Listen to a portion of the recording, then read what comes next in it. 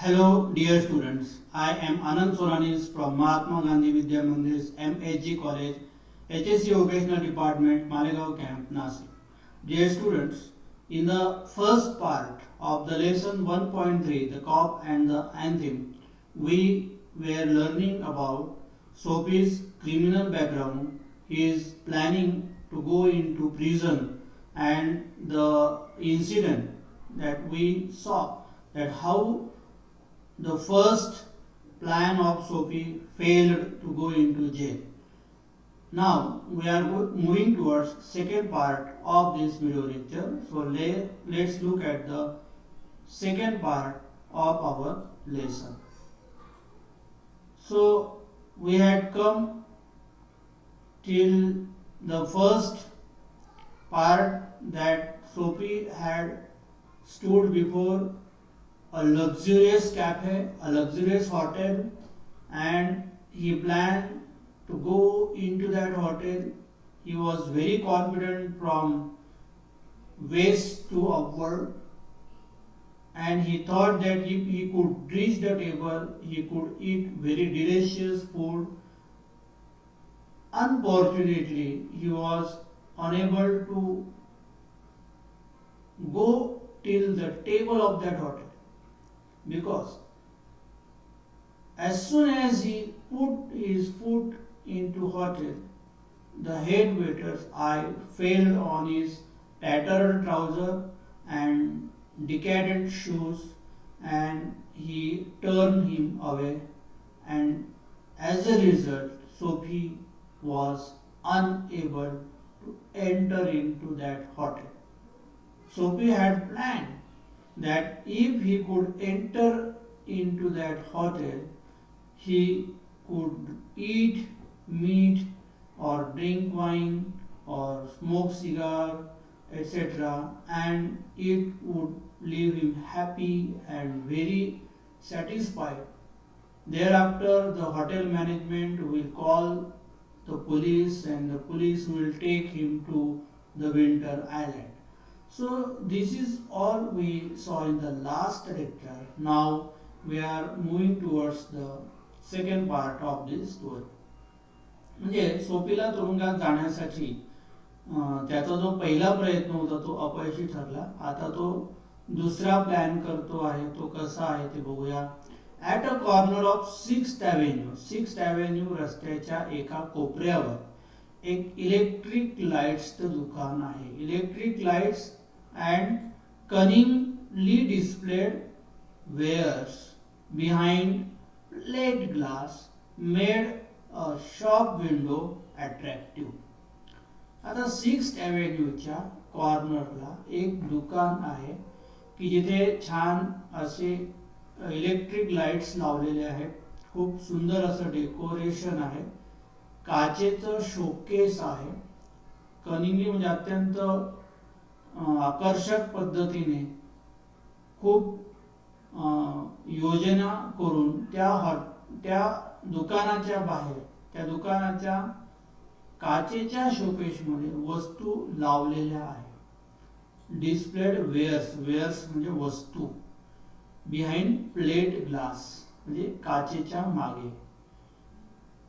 आणि त्या काचेच्या शोकेसमुळे ते दुकान अत्यंत आकर्षक दिसत आहे असं इथे लेखक म्हणतात. बघा, परत एकदा नीट समजून घ्या की सिक्स्थ ॲव्हेन्यू नावाचा रस्ता आहे.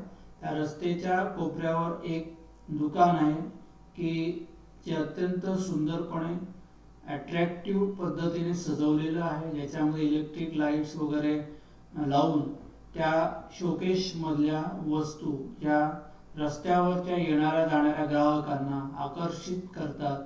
आणि जेव्हा सोफीचं लक्ष त्या शॉप विंडोकडे जातं, तेव्हा सोफीच्या मनामध्ये एक वेगळा विचार येतो. तो बघा, सोफी टूक अ स्टोन. सोफीने एक दगड घेतला. Soapy took a stone and dashed it through the glass. आणि तो दगड त्याने त्या काचेवर मारून फेकला. बघा, असं कोणी करतं का? जनरली मला वाटतं कोणीच करणार नाही. पण सोफीला तुरुंगातच जायचंय, त्याने निश्चय केला आहे की आपल्याला तुरुंगात जायचं असेल तर काहीतरी क्रिमिनल ऍक्टिव्हिटी करावी लागेल. आणि म्हणून तो काय करतो, एक दगड उचलतो आणि खाडकन त्या दुकानाच्या काचेच्या शोकेसवर मारून फेकतो. आणि people came running around the corner. आणि मग त्या ठिकाणी काच फुटण्याचा आवाज आल्याबरोबर लोक त्या ठिकाणी धावत पळत येतात. काय झालं, कसली तरी ते म्हणजे गर्दी करतात की आवाज करून त्या ठिकाणी काहीतरी घटना घडली किंवा काय, म्हणजे लोक घाबरतात आणि त्या ठिकाणी गोळा होतात. तर इथे जेव्हा लोक त्या ठिकाणी गर्दी करतात तर त्या वेळेस त्या ठिकाणी जो ड्युटीवर असलेला पोलीस आहे, तो पोलीसमॅन इन द लीड, तर त्या लोकांच्या सगळ्यात पुढे तो पोलीस धावत असतो, पळत असतो. आता बघा, असं जर काही विचित्र घडलं किंवा अशी काही घटना घडली तर लोक लगेच गोळा होतात, लोकांमध्ये उत्कंठा असते. तर मग इथे सगळे लोक त्या ठिकाणी गोळा होतात की त्या दुकानातलं जे शोकेश आहे ते कोणी फोडलं, का फोडलं. मग सोफी स्टूड स्टील. आता इथे ते काचेचं शोकेश फोडल्यानंतर सोफीने त्या ठिकाणी न थांबता पळून जाणं अपेक्षित आहे, पण सोफी हा त्या ठिकाणी थांबतो. सोफी स्टूड स्टील, शांतपणे उभा राहतो. With his hands in his pockets, त्याचे हात त्याच्या खिशात घालून तो अत्यंत आनंदाने मिश्किल हास्य करत तो त्या ठिकाणी उभा राहतो. Smile at the sight of brass button. इथे ब्रास बटन म्हणजे पितळी बटन, त्याच्या कोटचं जे बटन आहे, आपल्याला माहिती, आपण आधी पाहिलेलं आहे की त्याने कोट घातलेला आहे, कोट गळ्याभोवती ब्लॅक बो घातलेली आहे, त्याच्यानंतर त्याने खूप चांगल्या प्रकारचं शेविंग केलेलं आहे. आणि जेव्हा तो ती शॉप विंडो म्हणजे काचेचं जे शोकेश आहे त्या दुकानाचं ते फोडतो, त्याला दगड मारून फेकतो, आणि तिथे जेव्हा गर्दी जमा होते तर तेव्हा तो सोफी आपल्या पॉकेटात हात घालून स्मित हास्य करत आपल्या त्या कोटच्या पितळी बटनाकडे बघतो. आता इथे त्याला पळून जाण्याऐवजी तिथे थांबण्यामध्ये आनंद वाटतो, थांबण्यामध्ये समाधान वाटतं. याचं कारण असं आहे की त्याला असं वाटतं की आता आपण हे जे काचेचं शोकेश फोडलेलं आहे, हे फोडल्यानंतर पोलीस आपल्याला अटक करतील आणि आपल्याला तुरुंगात घेऊन जातील. प्रसंग लक्षात आलाच आहे आपल्या की कशा पद्धतीने सोफीने हा दुसरा प्लॅन केलेला आहे. हा दुसरा प्लॅन त्याच्या डोक्यात आला. आणि आता ती शॉप विंडो फोडल्यानंतर आणि तिथे सगळे लोक गोळा झाले, पोलीस आले, कोणी त्या विंडोला दगड मारला म्हणून सगळेजण शोध घेत आहेत. तर हा त्या पोलिसांजवळ जाऊन उभा राहतो. जेव्हा पोलीस विचारतात, where is the man that done that, कुठे आहे तो माणूस ज्याने हे सगळं केलं, इन्क्वायर्ड ऑफिसर ॲजिटेटेडली, अत्यंत प्रक्षुब्ध होऊन, ॲजिटेटेडली म्हणजे in a troubled or nervous manner, अत्यंत घाबरलेल्या प्रक्षुब्ध अवस्थेमध्ये त्या पोलिसांनी विचारलं की तो माणूस कुठे गेला की ज्याने या शॉप विंडोवर, काचेच्या त्या शॉप विंडोवर दगड मारला. तर जेव्हा पोलीस त्याला त्या ठिकाणी चौकशी करतात, विचारतात, तेव्हा हा त्या पोलिसांजवळ जाऊन उभा राहतो आणि म्हणतो, don't you think I might have had something to do with it. तुम्हाला असं वाटत नाही का म्हणे की मी ही जे शॉप विंडो आहे, हे जे काचेचं शोकेश आहे, हे मी फोडलंय, असं तुम्हाला वाटत नाही का म्हणे. Sed with a friendly voice. आणि कशा पद्धतीने बोलतो तो, अत्यंत मैत्रीपूर्ण आवाजामध्ये तो त्या पोलिसांशी बोलतो.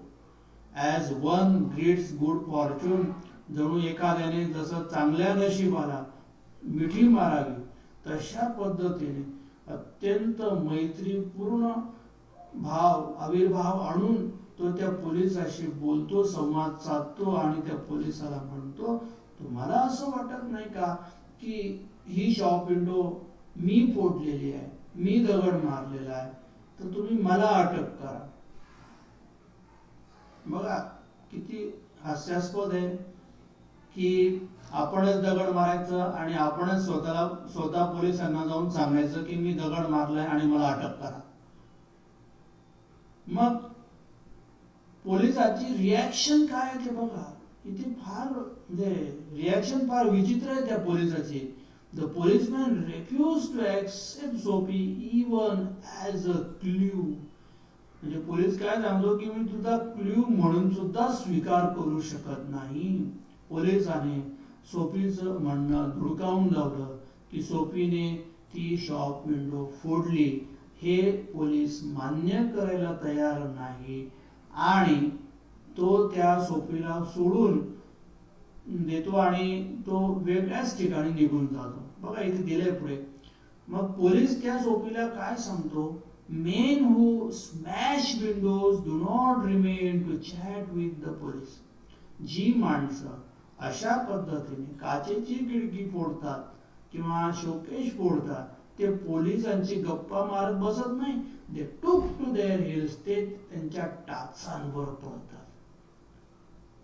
आपण आधी बघितलं किंवा मी आधी सांगितलं तुम्हाला की जसं एखादा गुन्हेगार गुन्हा केल्यानंतर त्या ठिकाणाहून पळ काढतो, पोलिसांपासून वाचण्याचा प्रयत्न करतो, तसं इथे सोफीच्या बाबतीत झालं नाही.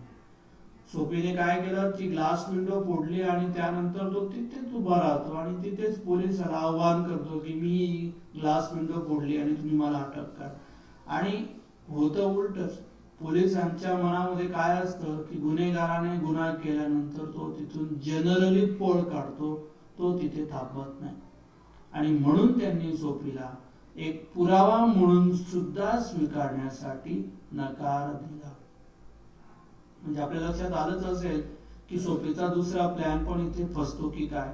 आणि म्हणून सोफीचं जे स्वप्न आहे विंटर आयलँडवर जाण्याचं, तुरुंगात जाण्याचं, ते जणू अपयशी ठरतं की काय, तर याची आता सोफीला भीती वाटायला लागली. The policeman saw a man halfway down the block running to catch a car.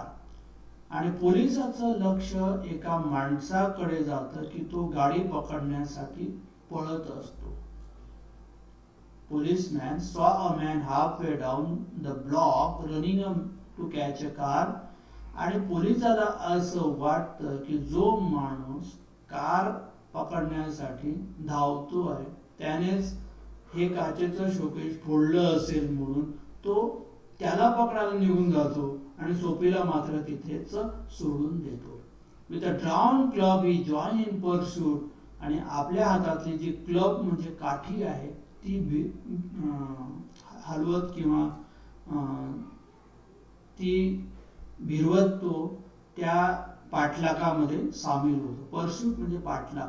तो कोणाचा पाठलाग करतोय की जो माणूस कार पकडण्यासाठी पळतोय त्या माणसाचा पाठलाग पोलीस करताय. कारण पोलिसांना डाऊट काय की त्या माणसानेच ही ग्लास विंडो फोडली असेल आणि म्हणून गुन्हेगाराने ज्याने गुन्हा केला तो तिथेच आहे आणि ज्याने गुन्हा केला नाही त्याला पकडण्यासाठी ते पोलीस निघून जातात. आणि परत सोफीच्या मनातला जो आनंद आहे तो विरजून जातो, तो निघून जातो. कारण सोफीला असं वाटतं की आपण एवढं सगळं दुष्कृत्य केल्यानंतरही पोलीस आपल्याला पकडायला तयार नाही आणि आता आपल्याला तुरुंगात जाता येणार नाही आणि आपलं थंडीपासून संरक्षण कसं होणार याची चिंता त्याला लागलेली असते. आणि म्हणून त्याची सोफीची रिॲक्शन बघा. Sophie with disgust in his heart. त्याला मनामध्ये प्रचंड तिरस्कार वाटतो स्वतःचा.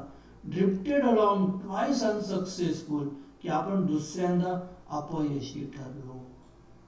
म्हणजे इथे हा दुसरा प्रसंग आहे की ज्या प्रसंगात त्याने गुन्हा केलेला होता, प्रत्यक्षात गुन्हा केलेला होता आणि गुन्हा करूनही त्या पोलिसाने त्याला पकडलं नाही, तर केवळ त्या सोफीच्या दोन विरुद्ध पद्धतीने वागण्यामुळे. म्हणजे पहिल्यांदा जेव्हा तो दगड मारतो तेव्हा कोणाचंही लक्ष नसतं आणि दुसऱ्यांदा जे दगड मारल्यानंतर तो पोलिसांशी अत्यंत मैत्रीपूर्ण पद्धतीने गप्पा मारतो, अत्यंत आनंदाने तो त्या पोलिसाला सांगतो आणि मग त्याच्या त्या वागण्यावरनं पोलिसाला यत्किंचितही संशय येत नाही आणि म्हणून पोलीस त्याला सोडून देतात.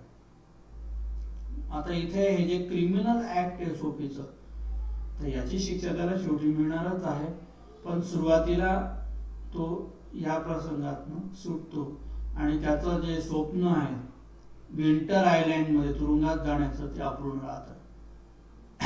आता आपण पुढचा प्रसंग बघूया.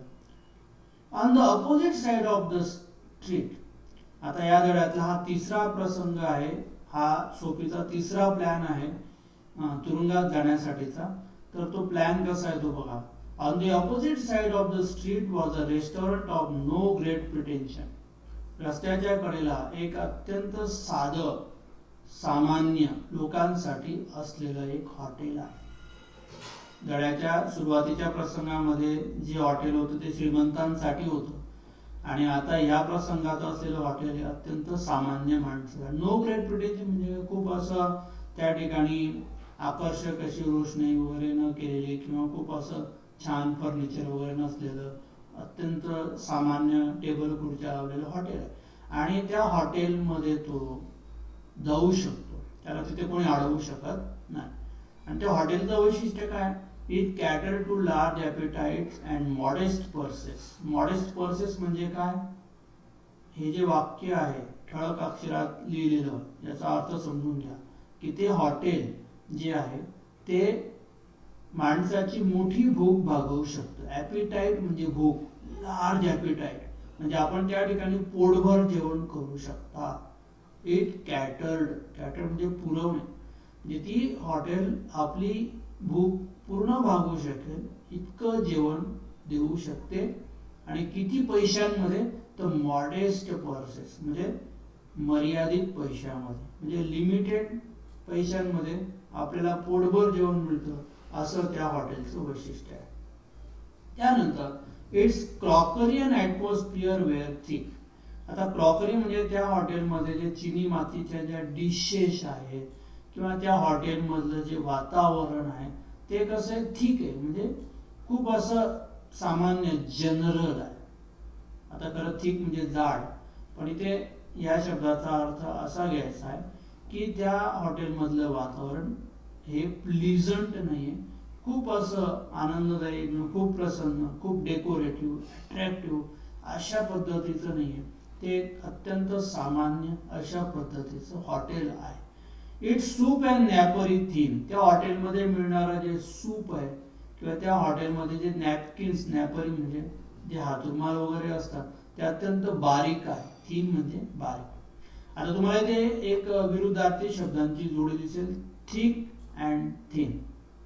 त्या हॉटेलमधलं वातावरण हे खूप असं आकर्षक नाहीये, म्हणजे इट इज नॉट, म्हणजे it is thick, it is not pleasant.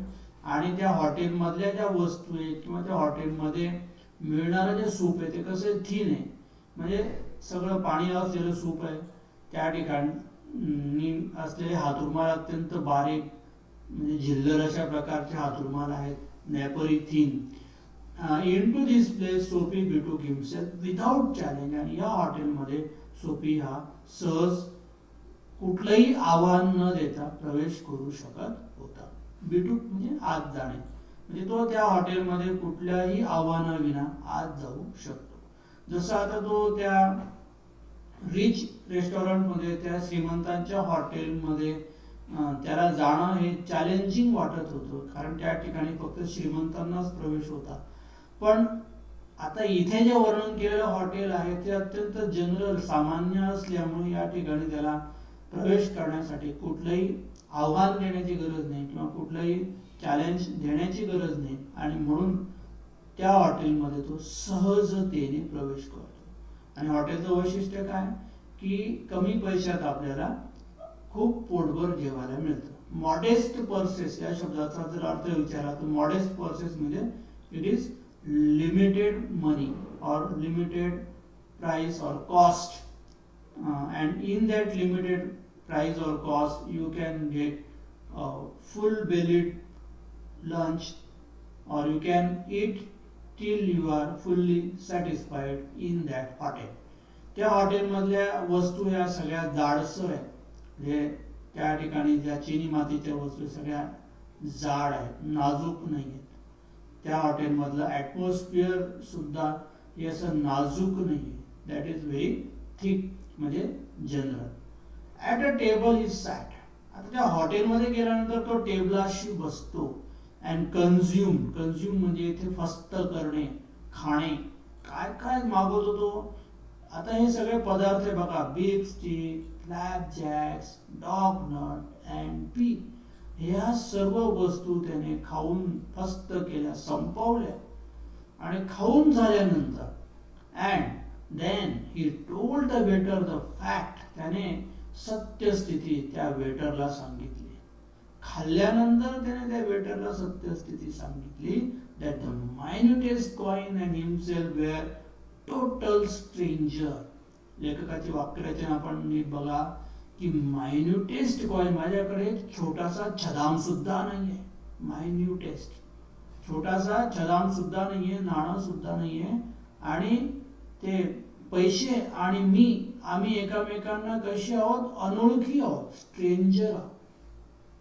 म्हणजे पैसे काय असतात हे ओळखत नाही, पैसे काय असतात ते मला माहित नाही, मी खाल्लेलं हे मान्य आहे, माझ्याकडे पैसे नाही, असं तो त्या हॉटेलमधल्या वेटरला सांगतो.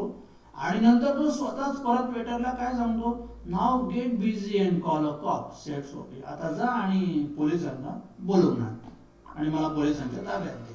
And don't keep gentleman waiting. माझ्यासारखे सभ्य गृहस्थाला वाट बघायला लावू नको, मला ताबडतोब तू काय कर, पोलिसांच्या ताब्यात दे. मग आता वेटरची रिॲक्शन काय, त्या वेटरने काय रिॲक्ट केलं ते बघा. No cop for you. तुझ्यासारख्या भिकारड्या माणसाला कशाला पोलीस पाहिजे, तुझ्यासारख्या भटक्या माणसाला कशाला पोलीस पाहिजे. With a voice like a butter cake, आपल्या जाड आवाजात तो वेटर म्हणाला. And I like the cherry in the Manhattan cocktail. म्हणजे बघा इथे त्या जो वेटर आहे ना, त्या वेटरच्या चेहऱ्याचं वर्णन लेखकाने अत्यंत गमतीशीर असं केलेलं आहे. त्या वेटरचा आवाज कसा आहे, बटर केक, जाड, दामटवणारा, दटावणारा आवाज, butter cake. And I like a cherry. त्याचे डोळे कसे आहेत, चेरी सारखे लाल बुंद. In the Manhattan cocktail. आता ते मॅनहॅटन या ठिकाणी जे काही म्हणजे पदार्थ त्या हॉटेलमध्ये मिळतात वगैरे असं त्याने वर्णन केलेलं. तर इथे आपल्याला फक्त डोळ्यांचं वर्णन कसं केलं ते बघायचं की and I like a cherry in the Manhattan cocktail. त्या मॅनहॅटन कॉकटेल मधल्या चेरी सारखे त्याचे जे डोळे आहेत आणि त्याचा जाडा आणि धमकी देणारा जो आवाज आहे, त्या आवाजात त्याने त्याच्या सहकार्यांना बोलवलं, हे कॉन, मित्रांनो इकडे या. आणि मग त्यांनी सोफीला पोलिसांच्या ताब्यात न देता neatly upon his left ear, त्याचा डावा कान व्यवस्थित पकडला आणि पकडून on the callous pavement two waiters pitched Sophie. त्या दोन वेटरांनी सोफीला त्या हॉटेलच्या बाहेर असलेल्या कडक, कॅलस म्हणजे इथे टणक अशा त्या फुटपाथवर फेकून दिलं. हा एक गमतीशीर प्रसंग की तो वेटर त्याला पोलिसांच्या ताब्यात, त्या सोफीला पोलिसांच्या ताब्यात न देता तो आणखीन त्याच्या दोन सहकार्यांना बोलवतो, त्या सोफीचे कान उपटतो आणि ते कान उपटून त्याला ते काय करतात, डायरेक्ट पॅवमेंट म्हणजे फुटपाथ, कॅलस पॅवमेंट, कठोर अशा त्या फुटपाथवर त्याला ते सोफीला फेकून देतात. इथे पिच म्हणजे थ्रू, फेकून देणे. बघा इथे परत अर्थ आलाय, पिच म्हणजे थ्रू. मग ते दोन्ही वेटर काय करतात, त्या सोफीला त्या पॅवमेंटवर फेकून देतात आणि मग परत सोफीचे इंडिकेटर लागतात, परत सोफीच्या मनात भीती निर्माण होते आणि सोफीचा तिसरा प्लॅन सुद्धा फेल जातो, अपयशी ठरतो. त्या फुटपाथवरून म्हणजे फेकल्यानंतर तो कसा उठतो, ही रोज उठला जॉईंट बाय जॉईंट. आपल्या शरीराचा एक एक सांधा, एक एक अवयव जोडून तो कसा तरी उठतो, उभा राहतो. कसा, इथे तुलना केली आहे. He rose joint by joint as a carpenter's rule open. ज्या प्रकारे सुताराकडे असलेली लाकडी पट्टी जी घडी करता येते, तिला बिजागरे जोडलेले असतात आणि ते बिजागरे आपण जसे उलगडतो तशी ती पट्टी लांब होते, तशा पद्धतीने हा जो सोफी आहे त्याच्या एक एक अवयवांना जुळवत, गोळा करत तो त्या पॅवमेंटवरून उठतो. डस्टेड हिज क्लॉथ्स, त्याने त्या कपड्यांवरची धूळ झटकली. डस्ट म्हणजे धूळ. आणि आता तिसऱ्यांदा त्याचा प्लॅन अपयशी ठरल्यामुळे तो म्हणतो, लेखक असं म्हणतात, arrest seem now but an elusive dream. अटक करणं किंवा अटक होणं हे त्याच्या हातून एक निसटणारं स्वप्न आहे असं सोफीला वाटतं. इल्युझिव्ह म्हणजे difficult to find, catch or achieve. जे स्वप्न प्राप्त करण्यासाठी आता त्याला कठीण वाटतं. म्हणजे त्या हॉटेलमध्ये आपण फुकट खाल्लं तरी त्या हॉटेलच्या वेटरने पोलिसांच्या ताब्यात न देता त्याला सरळ उचलून फुटपाथवर फेकून दिला. दुसऱ्या प्रसंगात आपण पाहिलं की ज्या शोकेसची काचेची खिडकी, विंडो, शॉप विंडो तो फोडतो, फोडून झाल्यानंतर पोलीस त्याला अटक करत नाही. एका श्रीमंत हॉटेल समोर उभा राहतो, तिथे मात्र तिथे वेटर त्याला हाकलून देतो. म्हणजे या तीनही प्रसंगात आपल्याला लक्षात येतं की सोफी हा क्रिमिनल असूनही, गुन्हेगार असूनही, त्याने गुन्हा केलेला असूनही त्याला कुठलीही शिक्षा मिळत नाही. आणि पुन्हा एकदा मी असं सांगेन की ही शिक्षा त्याला शेवटी मिळते. The island seems very far away. पुन्हा आयलँड शब्दाचा अर्थ काय आहे? तुरुंग. त्याला आता तुरुंग म्हणजे खूप लांब वाटायला लागले. म्हणजे इथे त्याची चिंता, त्याचं दुःख दूर होण्याऐवजी वाढलेलं आहे. त्याला वाटतं की आपण तुरुंगात जावं. मग त्याच्यासाठी तो वेगवेगळ्या प्रकारची शक्कल लढवतो आणि वेगवेगळ्या प्रकारची शक्कल लढवूनही तो तुरुंगात जाऊ शकत नाही. आणि पुन्हा याचं एक दुर्दैव म्हणजे त्याला ते दुःख वाटतं की अरे, की आपलं आता स्वप्न पूर्ण होणारच नाही, आपण काहीही केलं तरी आपल्याला कोणी काहीच करू शकत नाही, अशा प्रकारची त्याची धारणा होते. The island seem very far away. त्याला असं वाटतं की आता आपलं जे तुरुंग आहे ते खूप लांब आहे. A policeman who stood before a drug store 2 doors away laughed. आणि जेव्हा ते दोन वेटर त्या सोफीला फुटपाथवर फेकून देतात, तेव्हा एक पोलीस जो काही अंतरावर उभा असतो एका औषधाच्या दुकानाजवळ, तो त्याला बघून हसतो. म्हणजे त्याला ते गमतीशीर वाटतं की त्या हॉटेलमधल्या वेटरने त्या सोफीला फुटपाथवर ज्या पद्धतीने फेकून दिलं, तर त्याला त्या पोलिसाला वाटतं एक मस्करी केल्यासारखं किंवा एक हास्यास्पद अशा पद्धतीचं वाटतं. And walk down the street. आणि अशा प्रकारे तो पुढे रस्त्याने निघून गेला. Soapy was seized with sudden fear. सोफीच्या मनामध्ये आता भीती निर्माण झाली. फिअर म्हणजे भीती. Seized with sudden fear that some dreadful enchantment had rendered him. त्याच्यावर काहीतरी भयानक जादू झालेली आहे.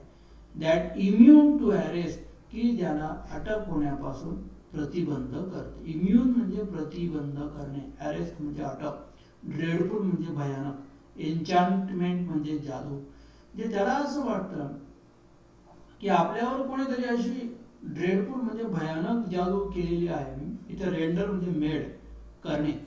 कोणीतरी अशी भयानक जादू केलेली आहे की जी आपल्याला तुरुंगात जाण्यापासून रोखते आहे किंवा प्रतिबंध करत आहे.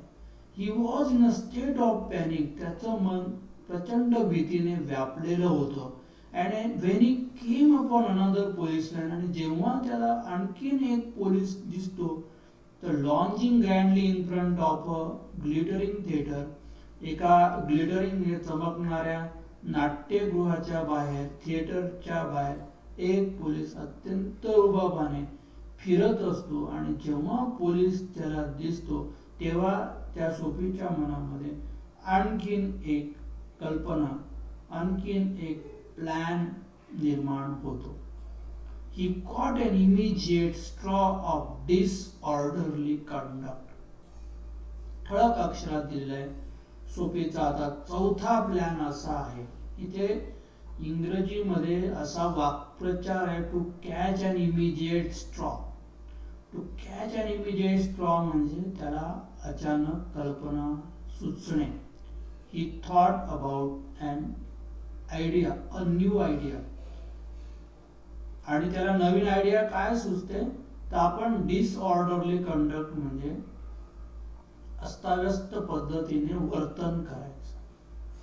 म्हणजे त्या रस्त्यावर पोलिसाच्या समोर आपण अस्ताव्यस्तपणे, म्हणजे एखाद्या वेड्या माणसासारखं वर्तन करायचं.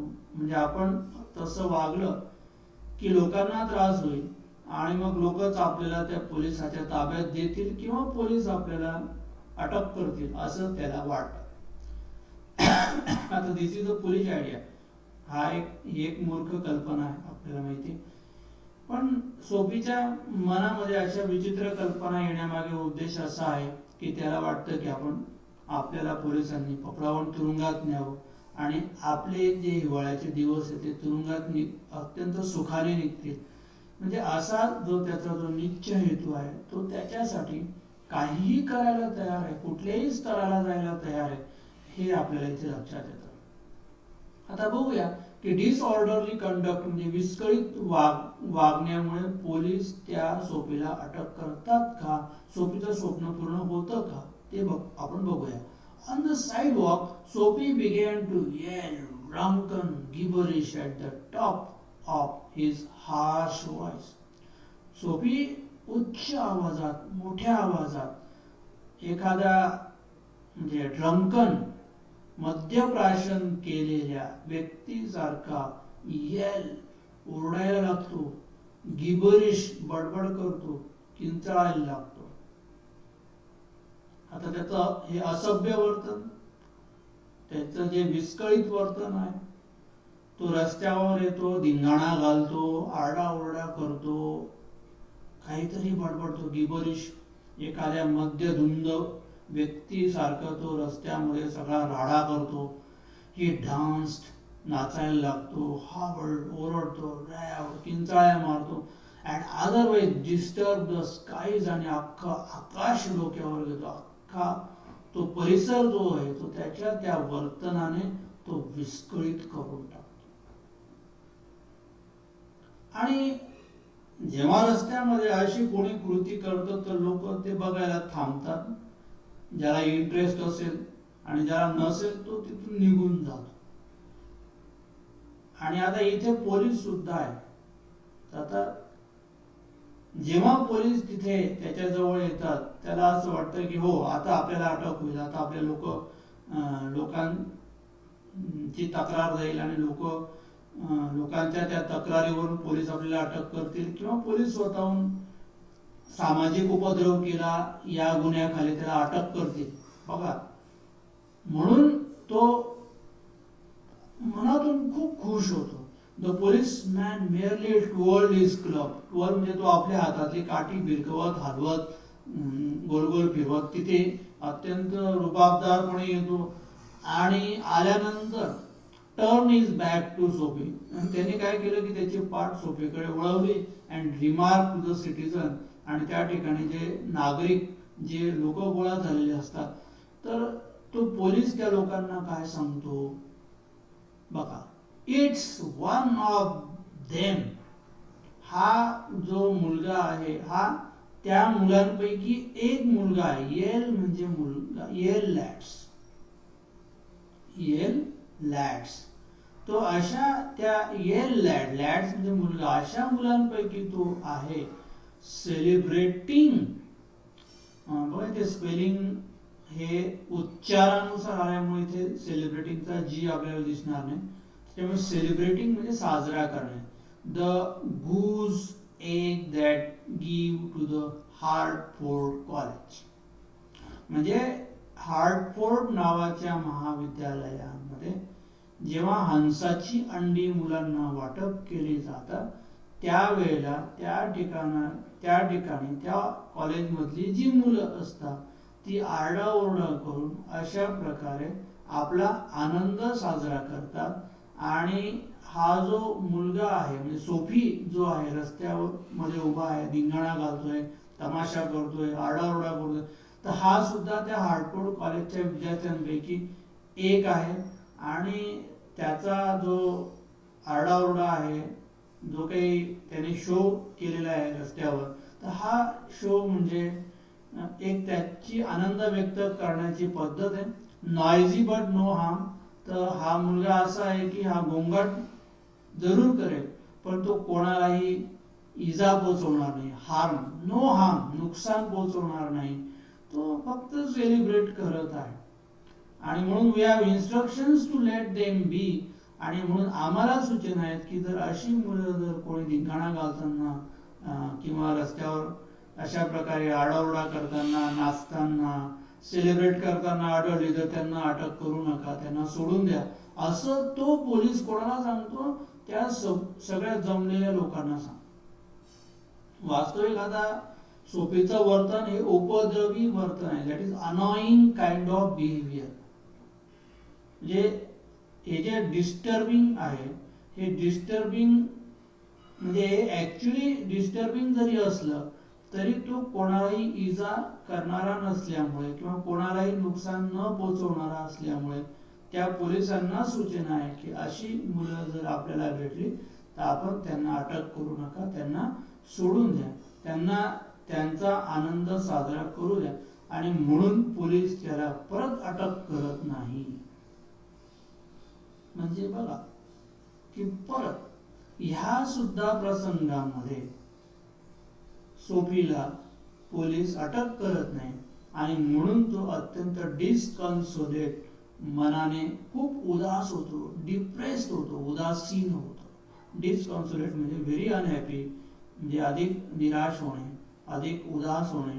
And Soapy stop the unavailing racket.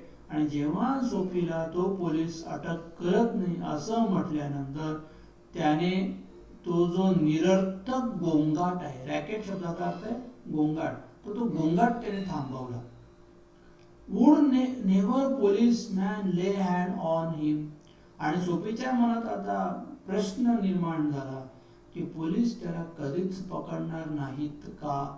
In his fancy the island seem an unattainable Arcadia.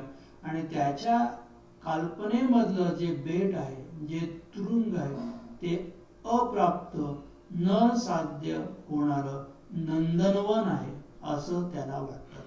अर्कॅडिया म्हणजे नंदनवन. इथे अर्थ दिला आहे a mountainous district in Peloponnese of southern Greece. In poetic fantasy it represent a pastoral paradise. Paradise म्हणजे नंदनवन, म्हणजे हिरवळ असलेलं नंदनवन. म्हणजे तुरुंग हे त्याला असं वाटतं की एक आयलँड आहे आणि त्याचं जे स्वप्न आहे की जणू ते नंदनवन आहे की जिथे त्याला जायचं आहे. तर ऍक्च्युली तसं नाहीये, पण त्याला मुळात त्याने तसं ते ठरवलेलं असल्यामुळे त्याचं ध्येय त्याने असं ठरवलंय की आपण तुरुंगात जायचं आणि म्हणून ते ध्येय साध्य होत नाही. त्यामुळे त्याला डिस्कन्सोलेट म्हणजे तो अनहॅपी होतो किंवा he becomes very sad. He button his thin coat. आपल्या त्या जाड कोटचं बटन त्याने लावलं अगेन्स्ट द चिलिंग विंड. कारण बाहेर खूप आता थंडी सुरू झालेली आहे, गारटणारी थंडी आहे आणि म्हणून त्याने आपल्या त्या कोटचे बटन लावून घेतले. म्हणजे आता ह्या पॅराग्राफमध्ये आपल्याला असं लक्षात येतं की सोफीने जरी सोशल डिस्टर्बन्स, सामाजिक उपद्रव हा क्राईम, हा गुन्हा केलेला असला तरी पोलीस त्याला सोडून देतात. म्हणजे मला वाटतं हा आपण पाहिलेला जो प्रसंग आहे, या प्रसंगात सोफीचा जो विचार आहे, हेतू आहे, तो असफल होतो आणि असफल झाल्यामुळे सोफीच्या दृष्टीने जे त्याचं जे स्वप्न आहे ते अपयशी ठरतं आणि म्हणून सोफीला असं वाटतं की कायदा किंवा पोलीस हे त्याला पकडू शकत नाही. तर इथे मला असं वाटतं की सोफीची जी गुन्हेगारी प्रवृत्ती आहे त्याचं जे काही अनकंट्रोल्ड बिहेवियर आहे म्हणजे वर्तन आहे तर हे वर्तन निश्चितच गुन्ह्याला पात्र आहे, शिक्षेला पात्र आहे. पण त्या वागणुकीमुळे कदाचित त्याला ती शिक्षा आता जरी नाही झाली तरी ती नंतर होणार आहे. त्यानंतर आपण आता 5वा प्रसंग बघूया. In a cigar store. आता एक सिगारेटचं दुकान आहे. He saw a well dressed man lighting a cigar. एक छान कपडे घातलेला माणूस सिगार पेटवत असतो ऍट द स्विंगिंग लाईट. म्हणजे त्या सिगार स्टोअरच्या बाहेर एक असा काहीतरी दिवा किंवा स्विंगिंग लाईट आहे आणि त्या ऍट द स्विंगिंग लाईट त्या दिव्याच्या प्रकाशामध्ये तो सिगार पेटवत असतो. A well-dressed man lighting a cigar at the swinging light. He had set his silk umbrella by the door of entering. आणि त्या सिगार स्टोअरच्या सिगार दुकानाच्या बाहेर त्या माणसाने आपली सिल्क अम्ब्रेला म्हणजे एक छत्री आहे ती छत्री त्या सिगार स्टोअरच्या दरवाजाजवळ ठेवलेली असते. परत एकदा प्रसंग नीट बघा. एक सिगार स्टोअर आहे. त्या सिगार स्टोअर मध्ये एक चांगले कपडे घातलेला माणूस हा सिगार पेटवतो आहे आणि त्या माणसाची एक छत्री त्या सिगार स्टोअरच्या बाहेर दरवाजाजवळ ठेवलेली आहे. By the door on enter.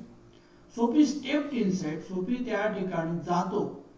बघा इथे परत आता सोफीला सुचलेली ही 5वी कल्पना आहे. Sophie stepped inside. तो आत जातो आणि ग्रॅब द अम्ब्रेला आणि तो ती छत्री हिसकावून घेतो. जणू ग्रॅब घट्ट पकडतो. अँड सॉन्टर्ड ऑफ आणि चालायला लागतो. सॉन्टर्ड ऑफ म्हणजे walk in a last man.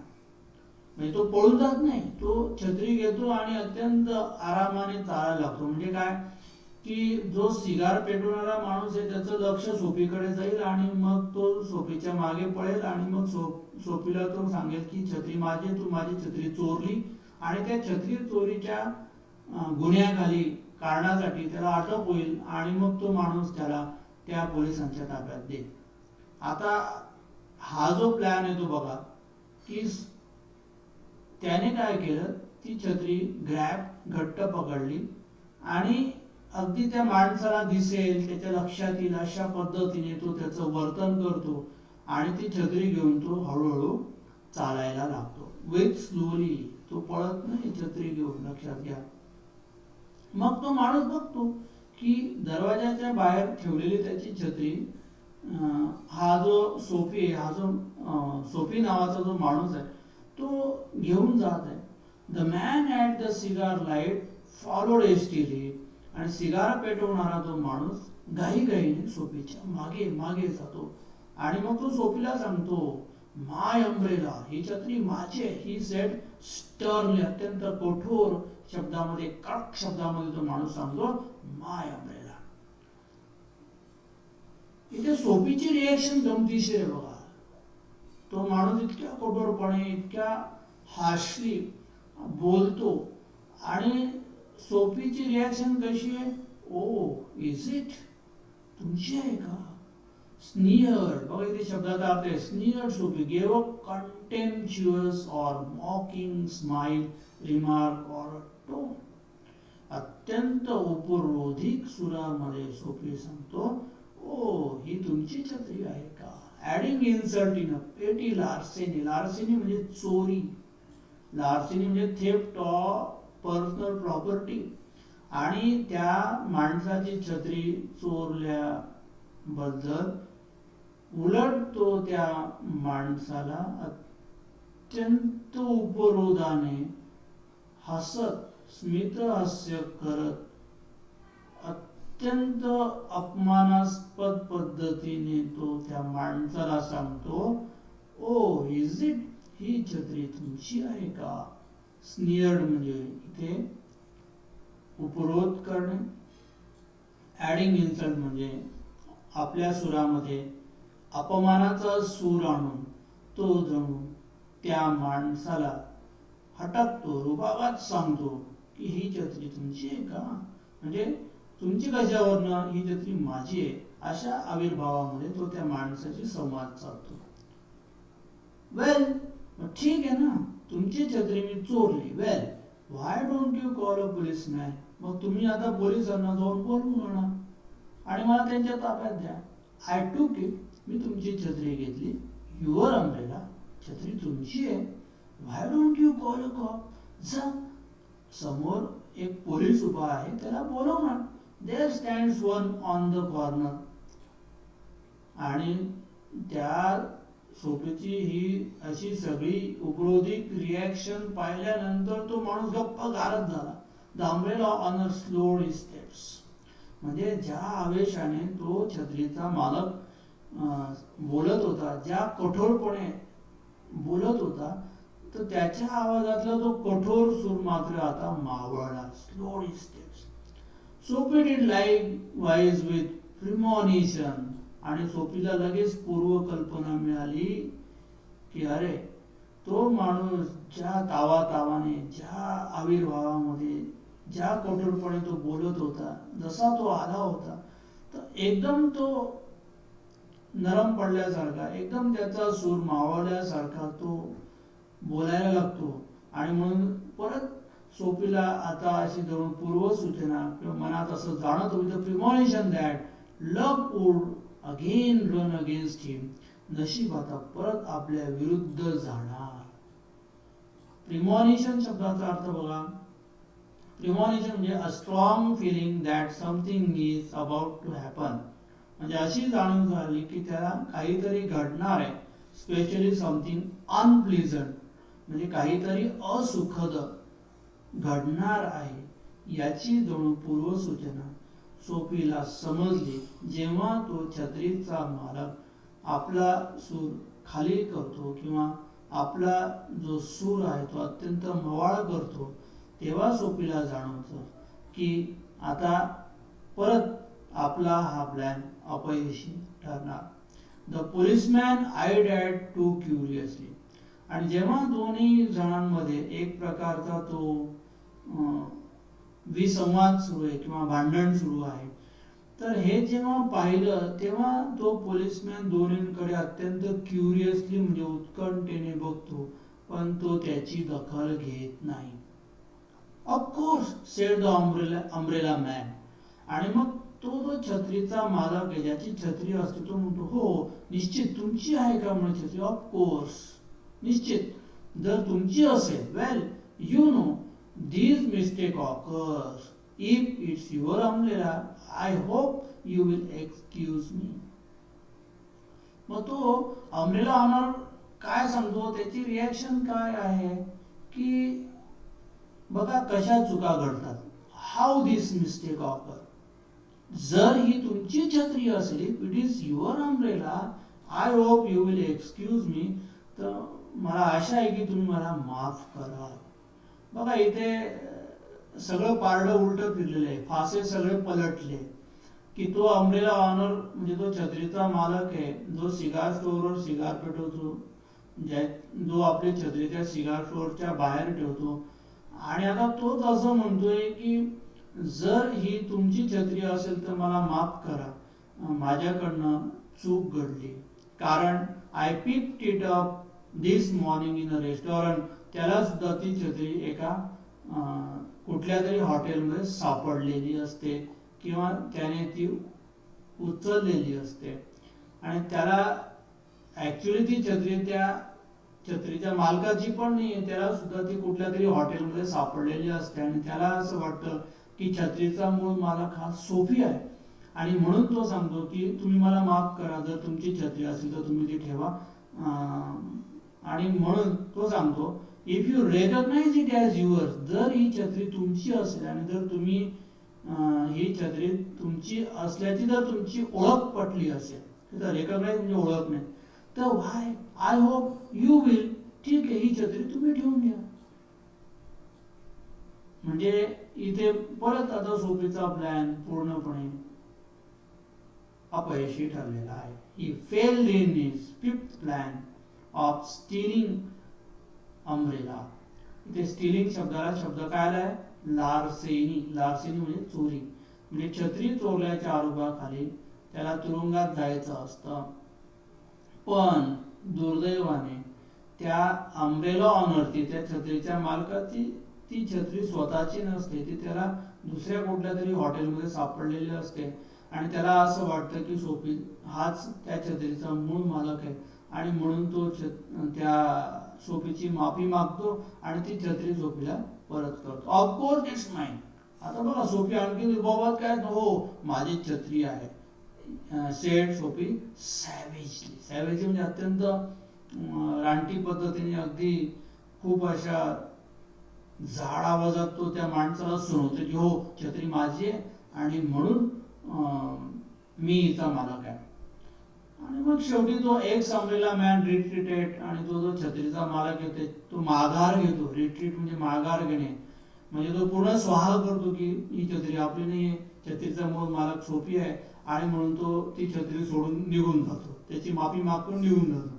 The policeman hurried to assist a tall blonde. आणि मग जो पोलीस यांच्याकडे बघत असतो तो एका टॉल ब्लॉन्ड. ब्लॉन्ड म्हणजे a person with pale yellow hair. म्हणजे अशी व्यक्ती की जिचे निस्तेज पिवळे केस असतात. म्हणजे इथे एक lady blonde means a tall lady with a pale yellow hair आणि जी ऑपेरा क्लॉक म्हणजे एका नृत्याच्या पोशाखामध्ये असते. अक्रॉस द स्ट्रीट रस्त्याच्या पलीकडे तो तिला मदत करण्यासाठी निघून जातो. That was approaching 2 blocks away.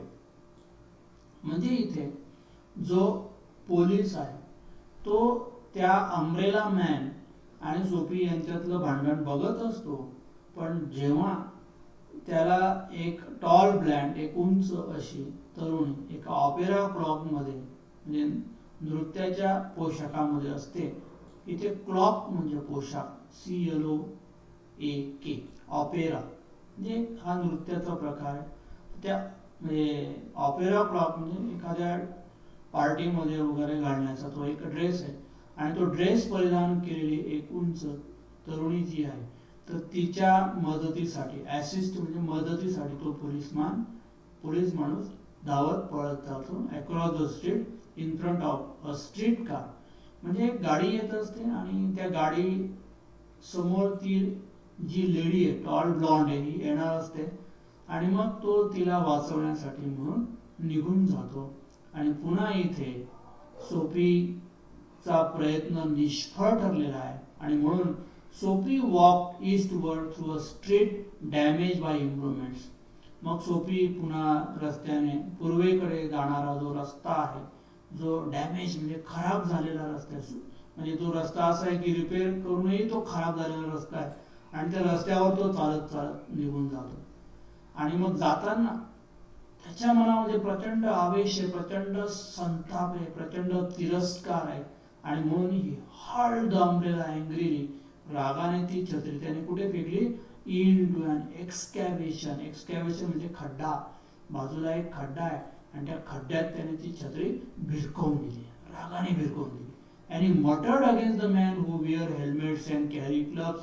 आणि तो त्या माणसांविरुद्ध पुटपुटतो. मटर म्हणजे पुटपुटणे. कोणती माणसं की जे हेल्मेट घालतात आणि ज्यांच्या हातामध्ये काठी असते म्हणजे इथे पोलीस, त्यांच्या विरुद्ध तो पुटपुटतो की आपण त्यांच्या समोर कितीही गुन्हे केले तरी ते आपल्याला पकडत नाही, अटक करत नाही आणि म्हणून त्याचा खूप संताप होतो.